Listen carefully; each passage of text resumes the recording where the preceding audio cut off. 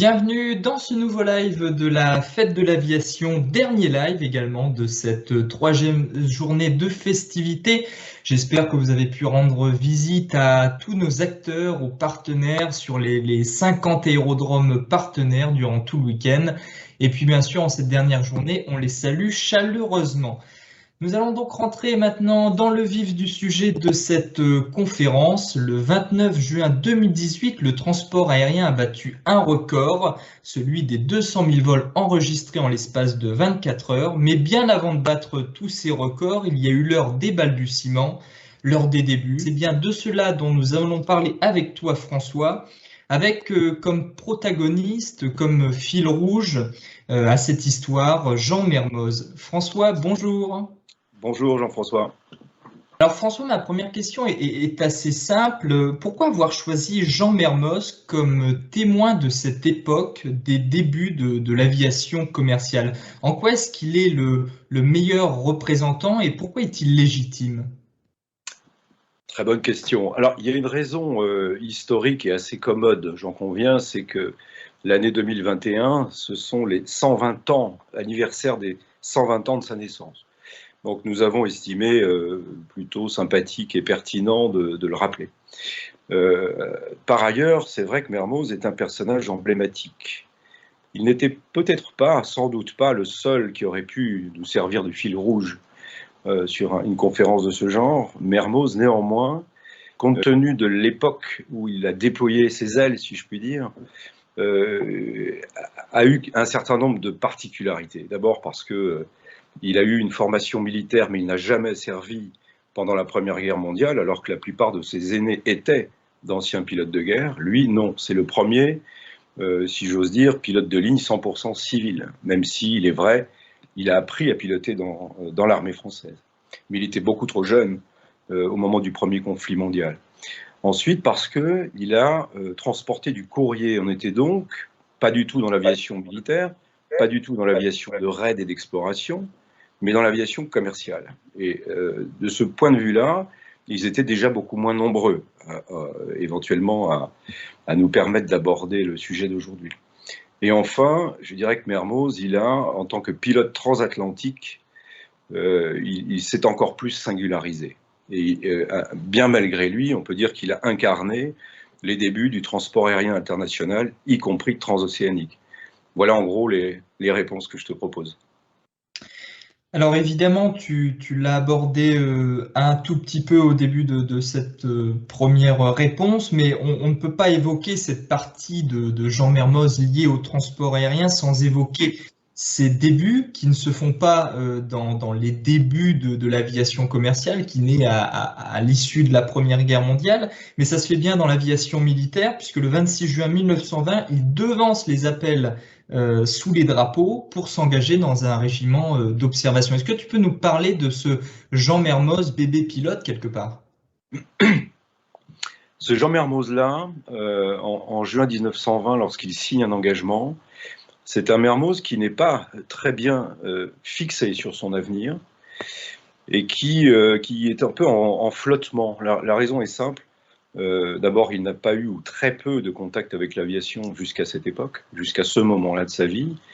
Hein, l'histoire a retenu qu'il avait observé pour la première fois de sa vie des avions d'assez près en 1913 sur le terrain de Reims-Bétheny, où il avait assisté à des démonstrations aériennes. Pour autant, les témoins de l'époque rapportent qu'il n'est pas rentré chez lui plein de rêves d'avion, pas du tout. Et en plus, c'est un jeune homme qui, à la fin de la Première Guerre mondiale, a aménagé à Paris avec sa mère, dans le 14e arrondissement de Paris. Il suivait des études secondaires au lycée Voltaire et il a échoué à la deuxième partie du bac. Sa maman vivant seule, elle était divorcée du père de Jean Mermoz depuis très longtemps, depuis 15 ans même. Mermoz, lui, s'était mis en tête d'aider sa mère et de subvenir aux besoins de sa mère. Mais son rêve à lui, c'était de vivre de sa plume, il rêvait d'être journaliste. Donc, tout ça fait que quoi? On a l'impression que rien ne rapproche de l'aviation.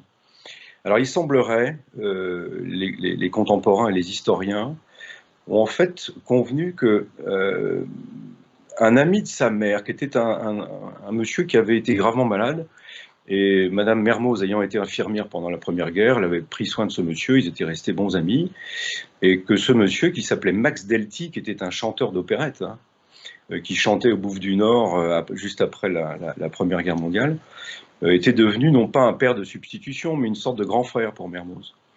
Et Mermoz, s'ouvrant de son futur incertain, s'est vu entendre, enfin s'est entendu répondre par Monsieur Max Delty, mais tu devrais regarder du côté de l'armée parce que il y a de plus en plus de choses intéressantes à y faire, y compris piloter des avions. Il semblerait que ce soit parti de là et que le fait que les aviateurs perçoivent des soldes légèrement supérieurs à celles des fantassins, ça a fini de décider Mermoz. On raconte ça. Alors qu'il ait été ouvert à l'aéronautique et à l'aviation, c'est probable, mais qu'il avait à un moment donné imaginé d'en faire son métier, c'est hautement improbable. Donc c'est une sorte de convergence d'événements qui l'ont amené à devancer l'engagement, mais avec effectivement en tête de devenir aviateur. Voilà. C'était pour lui, qui n'avait pas une idée précise de ce que pouvait être une carrière militaire, c'était une façon attirante et plausible de faire un début de carrière militaire. Alors, rêvait-il par ailleurs de théâtre d'opérations lointains? C'est possible, en tout cas, c'est bel et bien ce qui lui est arrivé après qu'il a été breveté pilote au début de 1921 et qu'il a été envoyé, comme on le sait, en Syrie via Beyrouth. Voilà pour les débuts de l'aviateur Mermoz, mais la préméditation dans son cas est très difficile à déterminer. Alors effectivement, hein, pour parler aux personnes qui nous écoutent, l'armée de l'air à l'époque n'existe pas et Jean Mermoz fait partie d'un régiment d'observation. L'armée ne lui plaît pas forcément, peut-on dire aussi, je parle sous ton contrôle François, et son destin ensuite, à l'issue de ces 4 ans passés dans l'armée, va se lier avec celui des lignes Latécoère, et je pense que c'est à partir de ce moment-là que l'on peut marquer un point de départ dans le Jean Mermoz dans l'aviation commerciale. Alors, à l'époque, c'est vrai, on transporte du courrier et on transporte aussi quelques passagers, mais les avions sont de petite capacité. L'aéropostale, donc, ça représente aussi les vraies premières grandes lignes aériennes, les premiers vrais grands réseaux. Pourquoi est-ce que l'on transporte du courrier à l'époque, François? Alors, pour plusieurs raisons. D'abord, il n'est pas du tout évident de capter une clientèle humaine pour monter dans des avions. Ça reste quelque chose qui fait un peu peur et on comprend pourquoi les avions ne prétendent pas être arrivés à un niveau de sécurité tel qu'il permettrait d'ouvrir rapidement des lignes aériennes avec passagers. Le courrier, c'est une marchandise spéciale quand même. Il y a de l'humain dans le courrier, il y a du manuscrit. Ça peut être des relevés de banque, mais ça peut être aussi des lettres très importantes, des contrats, etc. Donc, le fait de commencer avec le courrier, au plan, j'allais dire, psychologique, est beaucoup plus habile que s'il s'agissait juste de charger des caisses ou quelques ballots que ce soit. Et la troisième chose qu'on peut dire à ce sujet, c'est que le transport du courrier étant un monopole d'État, il est évident qu'une entreprise, fût-elle privée comme celle des lignes Latécoère, qui propose ses services pour transporter du courrier, ça ne peut se faire qu'avec l'approbation des autorités et subvention à la clé. Et là, on a l'explication de la viabilité commerciale, en tout cas potentielle, du transport du courrier, parce qu'il y a des recettes financières au transport du courrier. Voilà. Il y en aurait éventuellement sur du passager, mais encore une fois, les avions ne le permettent pas encore. Et les conditions de sécurité et la banalisation du transport aérien, on en est effectivement très loin. Et tu disais à l'instant que les avions étaient de faible capacité pour du passager, c'est on ne peut plus vrai, mais on peut même ajouter dans le cas de cette ligne Toulouse-Casablanca et qui a continué plus tard vers Dakar, cette ligne-là est exploitée avec des avions dont aujourd'hui on peut dire qu'ils sont assez rustiques quand même. C'est du ciel ouvert. Les rares passagers qui ont accepté à l'époque de monter à bord, ils étaient à côté des sacs de courrier et plus ou moins assis dessus. On imagine mal les conditions dans lesquelles les premiers passagers se sont risqués à cette aventure. Alors, nous parlons d'un temps où Air France n'existe pas encore, évidemment. Mhm. Quelle est la vision également des autres pays au sujet du transport aérien? Est-ce qu'on observe une même dynamique dans les autres pays, en Amérique et puis également euh, à l'Est? Est-ce qu'on observe une même dynamique de développement du transport aérien à l'époque? Un transport aérien balbutiant, mais un transport aérien qui naît. Ouais. Alors, n'étant pas un historien de ça, je me contenterai de dire des choses évidentes, mais qu'il faut sans doute rappeler. C'est que le monde, à l'époque, au sortir de la Première Guerre, c'est un monde de grandes puissances coloniales. Toutes les grandes puissances coloniales, je ne dirais pas qu'elles régissent le monde, mais on n'en est pas loin. Et que, sous ce prétexte-là, des puissances, en l'occurrence européennes, ouest-européennes et américaines, effectivement, il y a longtemps qu'elles ont compris que leur intérêt de mettre en place des liaisons rapides entre la mère patrie, si j'ose dire, la métropole et les colonies est évident, pour des raisons commerciales, des raisons pratiques, administratives, géopolitiques même, et voire de défense. Donc l'avion devient un outil privé à privilégier, il ne l'est pas encore, mais à privilégier quand on est une grande puissance colonisatrice. Alors, le champion de cette discipline, c'est le Royaume-Uni.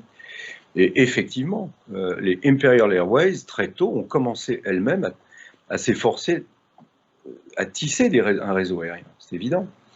Nous avons les États-Unis, tu en parlais à l'instant, oui. Les États-Unis, à la même époque, eux, leur souci majeur, c'était de rallier le nord au sud et l'est à l'ouest.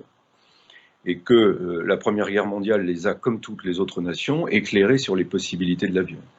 Et chez eux comme ailleurs, c'est le courrier qui a commencé à être transporté par la voie des airs, et que les premiers pilotes et les premiers mécanos, les premiers exploitants de ces lignes-là ont essuyé les plâtres.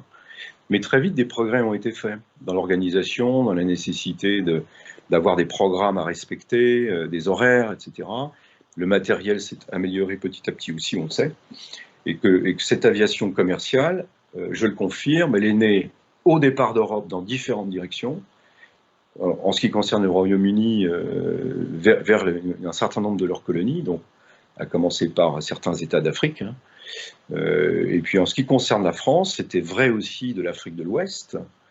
Alors le Maroc était un cas à part, c'est un protectorat, mais les Français y étaient relativement bien installés et militairement présents, même si ce n'était pas une colonie au sens propre. En revanche, le Sénégal, oui, et d'autres pays d'Europe, de l'Afrique de l'Ouest à ce moment-là. Donc c'est d'ailleurs pour ça que le projet de Pierre-Georges Latécoère de transporter du courrier de Toulouse jusque, si possible, vers Dakar, a été très bien perçu par les autorités françaises de l'époque. En revanche, quand il a commencé à parler de traverser l'Atlantique et de se poser au Brésil, l'adhésion des politiques français n'a pas été aussi intense, parce qu'on se demandait, dans le camp des politiques français, mais qu'allons-nous faire en Amérique du Sud? A contrario, essayer de relier la France, la métropole, à l'Indochine, là oui. Et d'ailleurs, il y a eu bien sûr des tentatives réussies d'ailleurs de tisser une ligne aérienne vers l'Orient, à peu près à la même époque que celle dont nous parlons avec les lignes d'Atecoère. Alors, ligne d'Atecoère, je le dis tout de suite parce que tu as utilisé le mot d'aéropostale, le nom d'aéropostale tout à l'heure. Il n'est utilisé qu'à partir de 1927, lorsque cette entreprise de transport aérien, fondée par Pierre-Georges Atecoère, est cédée à un autre entrepreneur français, qui lui était déjà installé en Amérique du Sud, et pour des raisons qui seraient un peu longues et compliquées à expliquer, mais a estimé qu'il était profitable pour la France, au sens large, la France, la République, la France, le pays, la patrie, et la France commerce. Il était profitable que cette ligne soit reprise et prolongée jusqu'en Amérique du Sud. Donc, Aéropostale, c'est à partir du printemps 1927. Donc voilà, j'espère avoir à peu près répondu. En Amérique du Sud, puisque j'effleure le sujet, il y avait de très brillants aviateurs en Amérique du Sud déjà. Pour autant, c'était plutôt des explorateurs. C'était plutôt des risques-tout et des gens qui exploraient, peut-être pour voir si c'était viable, mais qu'avant que l'aéropostale, là pour le coup, arrive en Amérique du Sud et tisse un réseau aérien, il n'existait pas de compagnie aérienne sud-américaine. Tu as commencé à aborder le sujet, mais cette aviation des débuts, cette aviation commerciale naissante, c'est une aviation qui part à la rencontre des territoires pour trouver des contrats commerciaux. Et en l'occurrence, c'est bien pour cela que, en 1927, Mermoz est envoyé en tant que chef pilote à Rio. C'est aussi pour trouver des contrats. C'est un transport aérien qui cherche à se déployer. Tout à fait. Alors les contrats, en l'occurrence, presque tous avaient déjà été négociés et conclus lorsque Mermoz arrive là-bas et qu'il est envoyé effectivement à la fin de 1927 en Amérique du Sud. Pourquoi lui? Parce qu'il avait obtenu, du point de vue de l'exploitation, des résultats en termes de fréquence, de presque pas de panne ni d'accident, respect des horaires, etc. C'était un des pilotes les plus fiables qui s'était révélé sur la ligne Toulouse-Dakar. Donc c'était quelqu'un sur qui le directeur d'exploitation côté Toulouse, M. Didier Dora, pouvait compter. Donc ça, c'est la première réponse. Ensuite, il est envoyé en Amérique du Sud avec effectivement le statut de chef pilote du réseau sud-américain. Alors Mermoz n'est pas celui qui a défriché ces lignes, à l'exception du tronçon Argentine-Chili en passant par-dessus la cordillère des Andes. Mais pour tout ce qui est de la partie Brésil, vers le sud l'Argentine, vers le nord le Venezuela et vers l'intérieur, ça avait été défriché par un autre que lui, qui s'appelait Paul Vachet, qui était un pilote exceptionnel aussi. Je profite pour rappeler le nom de ce grand pilote-là. Donc Mermoz est envoyé comme chef pilote. Il avait exigé et obtenu à l'époque,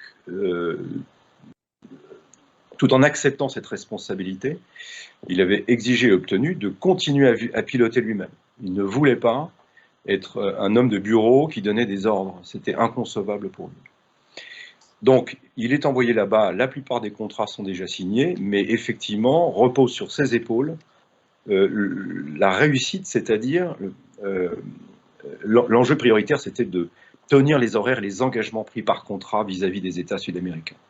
Donc c'était un enjeu énorme parce que les contrats, on ne va pas les détailler, c'est très complexe, mais les Français avaient un certain nombre de mois ou d'années pour baisser, pour faire descendre le temps nécessaire de traverser, et le temps nécessaire en l'occurrence de l'acheminement du courrier de France, donc potentiellement de plus loin que la France, hein, mais de France vers l'Amérique du Sud. Il fallait passer de 12 à 10, de 10 à 9 jours, de 9 jours à 7 jours.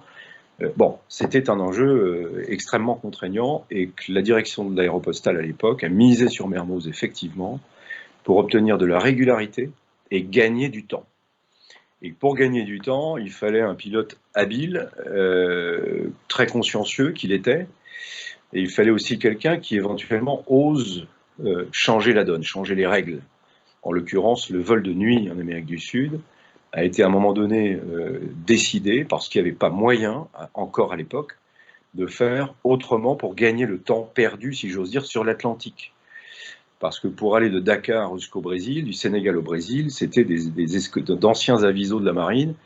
Ensuite, ça a été des bateaux achetés par l'Aéropostale un peu plus rapides, mais de toute façon, on perdait un temps fou à traverser l'Atlantique par rapport à la solution avion qui aurait permis d'aller beaucoup plus vite, mais il n'existait pas à l'époque d'avion qui aurait permis de. Donc, gagner du temps sur Terre, en Amérique du Sud, en inventant le vol de nuit avec très peu de moyens techniques. Et que le fait que ça ait été demandé à Mermoz, c'est parce que, je me répète, c'était un pilote habile, c'était un homme plus que motivé à exercer son métier, et qui avait en plus cette espèce de flamme, de fibre, en l'occurrence patriotique, qui peut faire sourire aujourd'hui, mais à l'époque ça ne faisait pas sourire du tout. Il fallait que les ailes françaises se déploient au-delà de l'Europe, et il fallait que ce soit fait correctement, dans d'aussi bonnes conditions de sécurité que possible. Et donc ce rôle a été échu à Jean Mermoz, effectivement.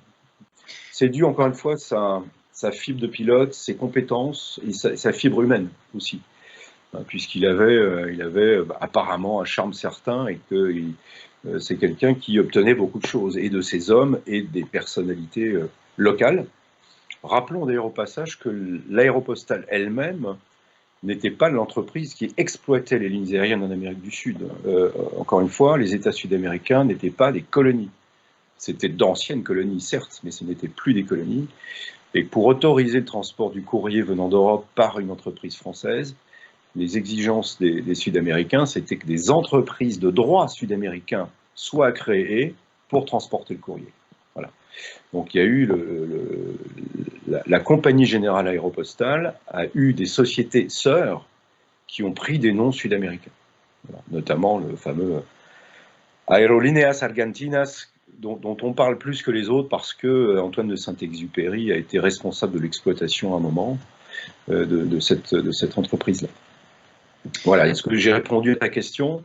Ça part vraiment dans tous les sens parfois mes réponses, mais c'est un tel puzzle de faits, de nécessités. Il y a le côté aviation, il y a le côté diplomatie, il y a le côté contrat, il y a le côté exploitation, équipement. C'est tellement dense, c'est tellement foisonnant que, bon, là, Mermoz nous sert parce que, pour les raisons qu'on a évoquées tout à l'heure, mais en plus, c'était vraiment l'homme de la situation, on peut le dire. Alors évidemment, tu l'expliques, en particulier grâce à Jean Mermoz, mais également tous ces pilotes de cette époque, et en particulier ces pilotes étaient aussi des mécaniciens, hein, puisque c'était des hommes de technique. En général, avant de devenir pilote, on devenait d'abord mécanicien chez les lignes Latécoère. Pour autant, les exigences sont énormes, on commence à voler de nuit, tu l'as expliqué. Et il faut quand même rappeler que les conditions de travail de l'époque ne sont pas simples, puisque les standards n'existent pas, les avions ont une fiabilité qui n'est pas forcément très bonne, et les lignes qui sont réalisées aussi ne sont pas des lignes simples. Je pense en particulier du côté de l'Europe à cette ligne qui était assez redoutée à l'époque. C'était la ligne Toulouse-Barcelone qui se faisait en Breguet 14. Il fallait passer au-dessus des Pyrénées et c'était une ligne qui était vraiment redoutée par les pilotes. Est-ce que tu peux nous faire ressentir cette époque-là, parce que c'est une époque où aujourd'hui on ne la comprendrait plus et qui n'existe plus d'ailleurs. Tout à fait.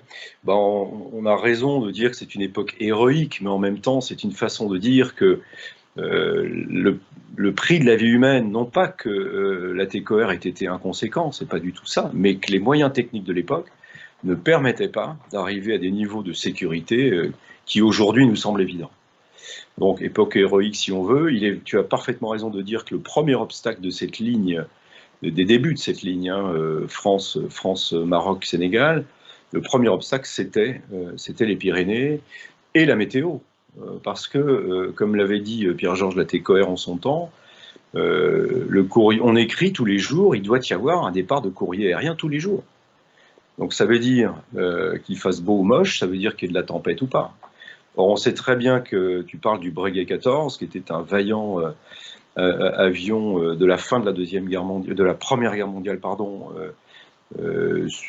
bon avion pour son temps, mais qui n'a jamais été conçu pour une exploitation commerciale. Donc c'était un avion d'observation et un peu de bombardement, mais qui n'avait pas du tout été conçu pour ça. Les premiers d'ailleurs avions Breguet 14 récupérés par la TCOR à l'époque avaient été un peu modifiés pour transporter du courrier. Pour autant, pilote la tête à ciel ouvert, les intempéries subies évidemment, et puis c'est de l'aviation à câble, de l'aviation avec un peu de métal mais beaucoup de toile et bois. Donc la résistance des machines n'est pas infinie. Quant à l'endurance des moteurs, le chiffre qui a été avancé il y a quelques années pour juger de la fiabilité des moteurs de l'époque, c'est une autonomie d'environ 50 heures avant, au mieux, de mener des opérations de maintenance préventive. Et au pire, 50 heures, c'était la panne à peu près certaine. Voilà. Et les pannes étaient aussi courantes. Guillaumet en fera d'ailleurs aussi les frais, mais c'est quelque chose qui est relativement courant et c'est pour cela que les pilotes sont d'abord mécaniciens et ensuite montent la hiérarchie et deviennent pilotes. Alors Guillaumet, puisque tu fais une parenthèse sur Guillaumet, il n'a pas été victime d'une panne technique, Guillaumet. Il a été enfermé dans un phénomène météo nuageux qui l'empêchait de voir au-delà du nuage, et là où il était, traverser le nuage eût été se tuer à coup sûr. parce qu'il était enfermé dans un cirque montagneux. Donc, à force de tourner en attendant une éclaircie qui n'est pas venue, il est tombé en panne d'essence, Guillaumet. Mais il n'empêche que les avions de l'époque, je pense que Mermoz et ses petits camarades ne trouvaient pas ça anormal. La non-fiabilité, la non-endurance des moteurs, il fallait juste composer avec. Pourquoi la TECOR, à l'époque, quand il a développé le premier tronçon de la ligne, a prévu des posés relativement près les uns des autres, qu'il a fallu négocier des droits d'atterrissage, notamment avec les Espagnols, et ça n'a pas été facile. Hein. Les Espagnols n'étaient pas très francophiles, ni très ouverts à cette proposition. En fait, c'était des escales techniques, purement techniques. C'est tellement vrai qu'il n'était pas autorisé, en se posant en Espagne, de déposer ou d'embarquer du courrier. Ce n'était pas prévu. Voilà.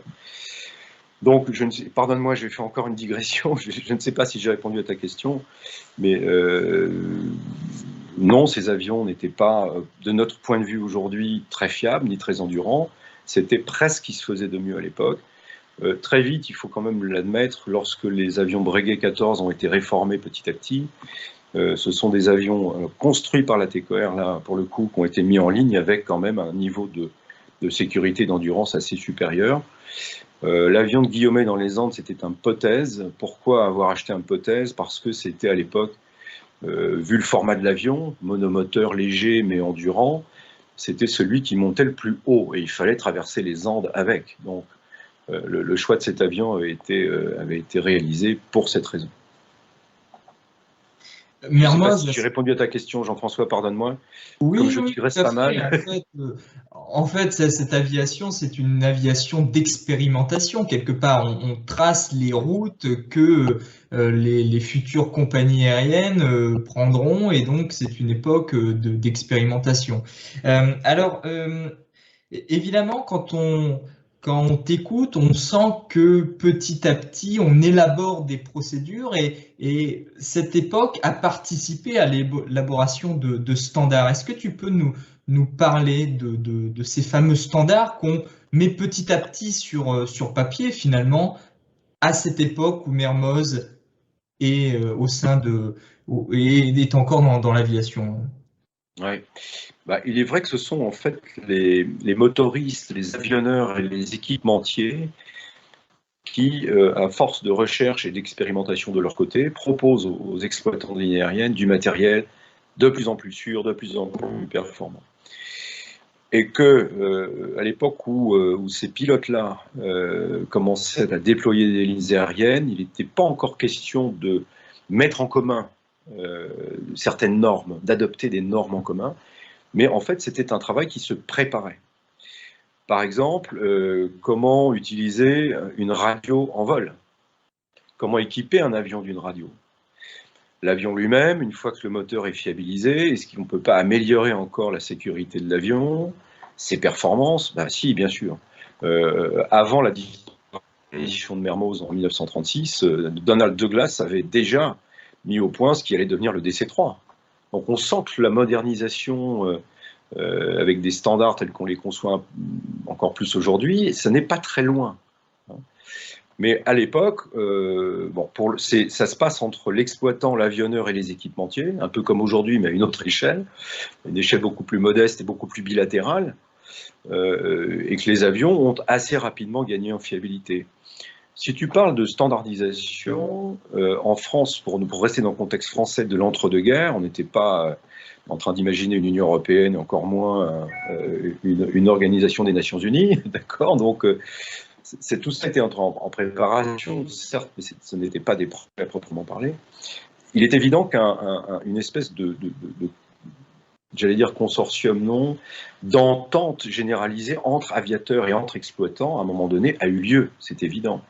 À plus forte raison, lorsqu'un exploitant décide de sortir de son pays, et il obtient des droits d'atterrissage, un droit de trafic, on dirait aujourd'hui, avec un pays étranger, ça donne lieu à un accord bilatéral qui est un contrat.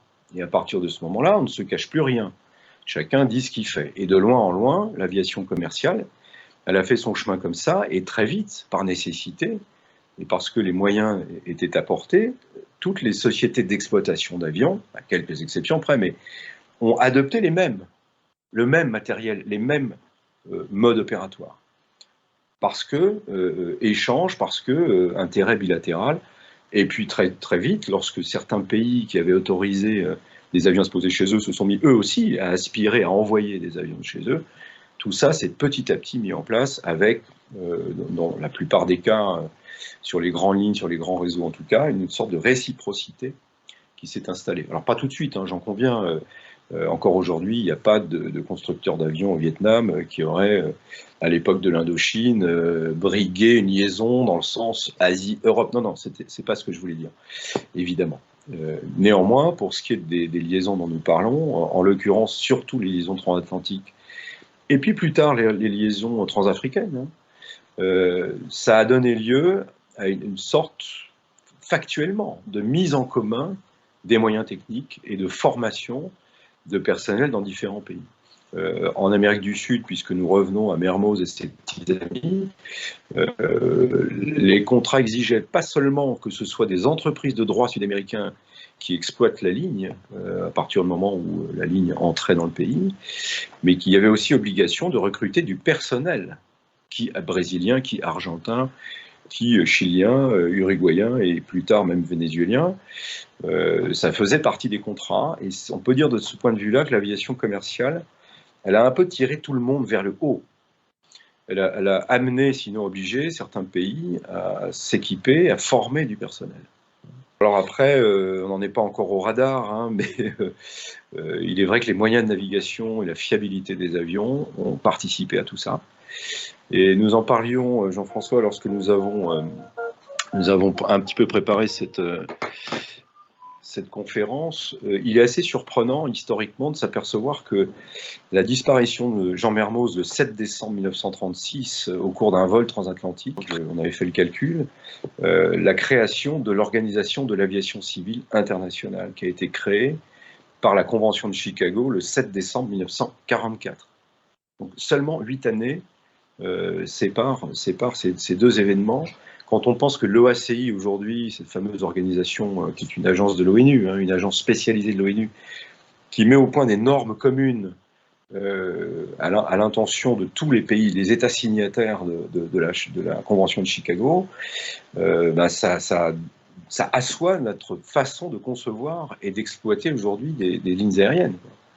Donc, 8 années seulement séparent la disparition de Mermoz de la création de l'OACI. C'est quelque chose qu'il faut aujourd'hui appréhender.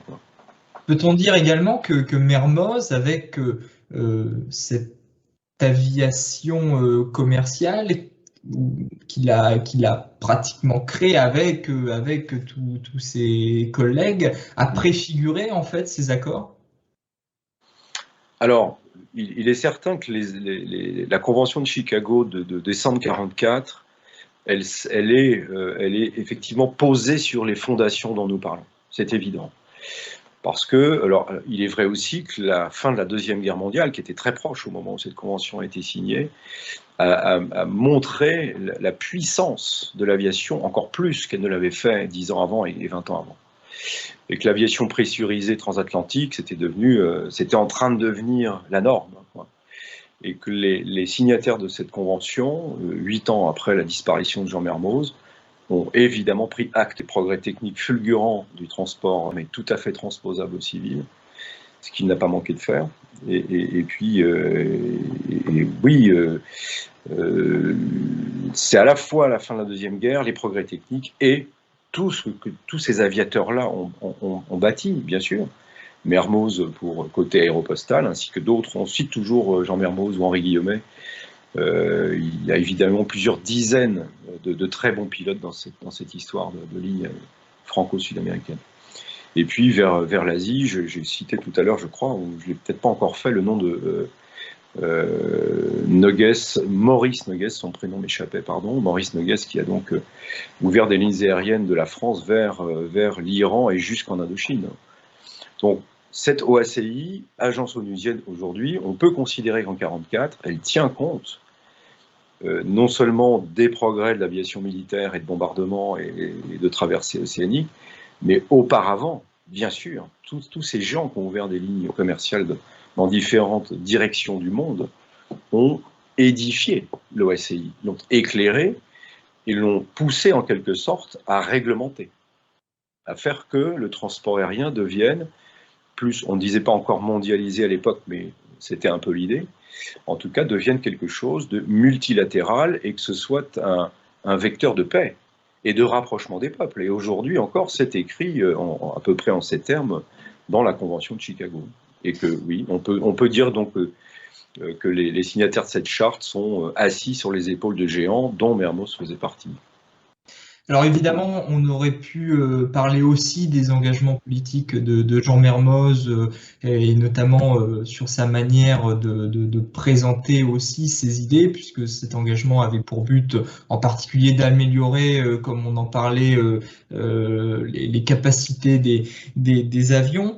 Les personnes qui nous écoutent comprendront bien que Jean Mermoz est en fait le fil rouge, que c'est le témoin que nous avons choisi, mais qu'ils étaient énormément aussi dans ce cas-là à défricher les lignes, à essayer de créer ces standards. Alors finalement, pour les personnes qui nous écoutent aujourd'hui, François, quand on voit décoller un A350 à Roissy, qu'est-ce qu'il y a de Jean Mermoz là-dedans, quelque part, pour monsieur tout le monde qui prend l'avion demain et qui nous écoute? C'est difficile de faire un trait d'union éclair, un trait d'union très rapide. Je pense qu'il est vrai de l'aviation commerciale est vrai de beaucoup d'autres domaines. Et ça, les gens qui nous écoutent le comprendront. C'est vrai de la médecine, c'est vrai de l'architecture, c'est vrai du traitement des matériaux, c'est vrai de l'énergie, de la façon dont on produit l'énergie, dont on continuera à faire évoluer la production d'énergie. Personne n'a rien inventé tout seul il y a 10 ans, il y a 20 ans, il y a même 50 ans. C'est comme une chaîne, j'allais dire une chaîne de commandement, non, mais l'équivalent, c'est cette grande chaîne, tous les maillons contribuent à un moment donné. De ce point de vue-là, l'apport de Mermoz dans l'aviation commerciale, pour tout pilote de ligne d'aujourd'hui, et même j'imagine des candidats pilotes de ligne, relire la vie de Jean Mermoz, pour ce qu'il était, mais aussi pour son époque et pour la prise de connaissance des enjeux de l'époque, la façon dont on a réussi à tisser ces lignes, ça peut être que bénéfique. Voilà. Après, est-ce qu'un passager aérien montant dans un avion pense aux pionniers de l'aviation? J'en doute, et comment leur en vouloir? Mais bien sûr, voilà, j'ai entendu un jour un confrère et ami historien reprendre à son compte la phrase dont j'ignore l'auteur au départ, mais les pilotes d'aujourd'hui sont assis sur les épaules de Mermoz, oui, et d'autres. Hein, nous parlions de Maurice Noguès, nous parlions d'Henri Guillaumet, de gens comme ça, oui, bien sûr. Ce sont les bâtisseurs, ils ont posé les pierres de fondation, hein, on peut dire ça comme ça. Un pilote d'Air France un jour m'a dit, est-ce vrai? Ce serait intéressant d'ailleurs d'avoir la réponse si quelqu'un peut nous la donner, mais qu'aujourd'hui un commandant de bord et un copilote d'Air France portent la cravate noire en souvenir de la disparition de Mermoz. Ce qui est certain, c'est que la disparition de cet homme-là, à l'époque, a fait beaucoup plus de bruit que des disparitions plus discrètes de gens, à la limite, aussi méritants que lui. C'est parce qu'il avait dépassé la dimension du seul pilote de ligne. Tu effleurais tout à l'heure le thème de son engagement politique. C'est pas le sujet du jour, mais je pense qu'il faut juste en dire une chose, c'est que si Mermoz, à la fin de sa vie, s'est mêlé de politique, je prends ses propres termes, alors qu'il n'aimait pas ça, il l'a écrit, il ne se sentait pas en phase, il ne se sentait pas de vocation politique. S'il a mis un pied dans ce monde, c'est simplement parce qu'il a été dévasté par la mise en liquidation de l'Aéropostale. Et surtout par les conditions dans lesquelles cette liquidation judiciaire de l'Aéropostale a été réalisée.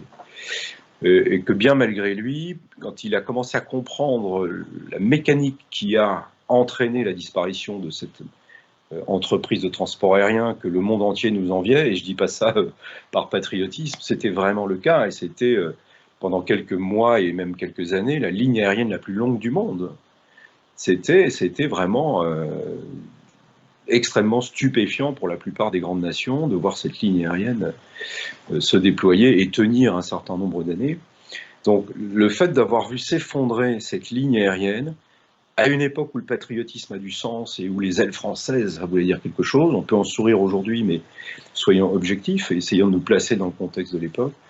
Mermoz a été dévasté par cette liquidation judiciaire, ensuite par la façon dont une partie de l'actif de l'Aéropostale a été versée dans le giron Air France, de l'Air France né administrativement à l'été 1933. Mermoz a eu, il en a d'ailleurs écrit, il a écrit des choses à ce sujet, il a été comme écœuré par la façon dont tout ça s'est fait. Et il a compris qu'une grande partie de l'explication à ce naufrage de l'Aéropostale était due à ce qu'il appelait des manœuvres politiques, et qui s'est dit, mais il faut que je me rapproche de ce monde, pour essayer de comprendre, et si je peux, de peser avec mon expérience, pour essayer d'aider les gens d'Air France à prendre des bonnes décisions. Bon, il avait le droit de le penser, il était en plus légitime à vouloir apporter sa pierre à cet aspect-là de la question. Il n'était certainement pas le seul, encore une fois. Était-il la bonne personne pour influer? On pourrait en débattre des heures. En tout cas, il a fait ce qu'il a pensé devoir faire. Et enfin, pour terminer, il a trouvé finalement une espèce de compensation en versant un petit peu dans le monde politique, parce qu'il continue à piloter, ne l'oublions pas pendant ce temps-là, il en avait besoin. C'est que ce qui ne lui déplaisait pas tant que ça dans le monde politique, c'était la possibilité d'installer ce que son parti et lui-même appelait une politique sociale. Mermoz, sur la fin de sa vie, alors qu'il avait à peine 35 ans, avait tout à coup eu une sorte de passion pour ses semblables et pour tenter à son niveau d'améliorer leur sort. N'oublions pas qu'il est un des inspirateurs de ce qui s'est appelé l'aviation populaire au-delà de 1936, porté par un gouvernement socialiste. Il a été un des inspirateurs de ça. Donc, même dans cette sphère-là, il a eu, mine de rien, de l'influence. Voilà, c'est tout ce que j'effleurerai le chapitre politique en ce qui concerne Mermoz, pour pas qu'il y ait de malentendus, et rappeler que lui-même, il l'a d'ailleurs écrit à son copain Guillaumet, qui lui proposait son aide pour peser plus et mieux sur les intérêts de l'aviation française auprès du gouvernement français. Mais Mermoz lui a dit, ne t'occupe surtout de rien, il y a assez de moi dans cette pétaudière. On sait dire qu'il ne briguait pas un quelconque pouvoir. Eh bien, merci François, ce sera le mot de la fin, puisque merci Jean-François. Il a une vitesse. François Blanc, donc journaliste aéronautique et président de l'AJPAE, l'Association des journalistes professionnels de l'aéronautique et de l'espace. Voilà, la fête de l'aviation 2021 se termine sur cette conférence. J'espère que vous avez bien profité et puis on se retrouve en tout cas l'année prochaine, peut-être. En attendant, portez-vous bien.